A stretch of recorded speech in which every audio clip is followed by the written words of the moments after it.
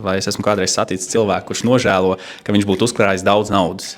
Man kaut kā patīk tā sajūta un apziņa, ka es krāju.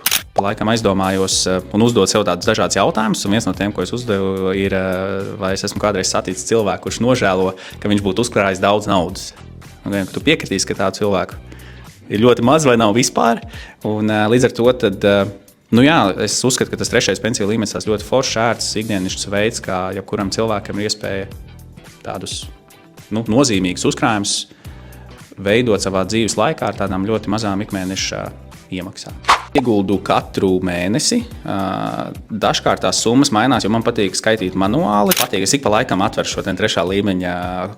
Mums aplikācijā ļoti forši var sekot līdz uzkrājums pieaug un nokrīt. Un man kaut kā patīk tā sajūta un apziņa, ka es krāju. Es nevaru noraksturot, kāpēc. Man patīk tā apziņa, ka es rūpējos kaut kādā ziņā par to savu nākotni, par savu ģimeni. Un, tāpēc arī man patīk veikt manuāli šīs maksājumus, kad es jūtu, ka es izdarīju labu lietu, ček.